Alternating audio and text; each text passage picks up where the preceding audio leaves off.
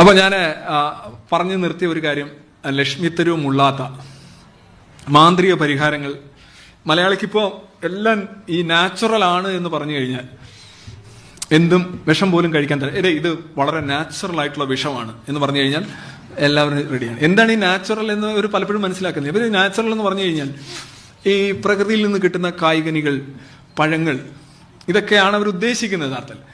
യഥാർത്ഥത്തിൽ പ്രകൃതിയിൽ നിന്ന് കിട്ടുന്ന കായ്കനികളും പഴങ്ങളും ഉപയോഗിക്കുമായിരുന്നു എങ്കിൽ ഇങ്ങനെ ഒരു ജനസംഖ്യയോ ഇങ്ങനെ ഒരു കുലമോ തന്നെ ഇവിടെ ഉണ്ടാകുമായിരുന്നില്ല. ജീവികുലം തന്നെ ഉണ്ടാകും, എസ്പെഷ്യലി ഹ്യൂമൻ ബീയിങ്സ്. കാരണം നിങ്ങൾക്കറിയാം, നമ്മളിന്ന് ഉപയോഗിക്കുന്ന നെല്ലൊക്കെ എന്നൊക്കെ പറഞ്ഞു കഴിഞ്ഞാൽ അതിന്റെ പ്രാചീനമായിട്ടുള്ള അവസ്ഥയിൽ പ്രകൃതിയിൽ കണ്ടിട്ടുള്ളത് വെറും എന്താ പറയുക, ഈ ചണം പോലെ. അതിനകത്ത് ഒന്നുമില്ല, അതിനകത്ത് പാലും ഇല്ല, നണിയില്ല, ഒന്നുമില്ല സാധനം. നിങ്ങൾ കാട്ടിലൊക്കെ പോയി കഴിഞ്ഞാൽ ഈ വെണ്ടയ്ക്ക പോലെയൊക്കെ സാധനമുണ്ട്. വെണ്ടയ്ക്കയാണെന്ന് കണ്ടെത്താനായിട്ട് അന്വേഷണ കമ്മീഷനെ വെക്കണം. കാര്യം കണ്ടു കഴിഞ്ഞാൽ ബീഡിക്കുറ്റി പോലും ഇരിക്കും. നിങ്ങൾ ഈ കഴിക്കുന്ന തക്കാളിയും ക്യാബേജിനൊക്കെ 150 വർഷത്തെ ചരിത്രമേ ഉള്ളൂ. നമ്മൾ കൃത്രിമമായിട്ട് ആർട്ടിഫിഷ്യൽ സെലക്ഷനോട് ഉണ്ടാക്കിയ സാധനമാണ്.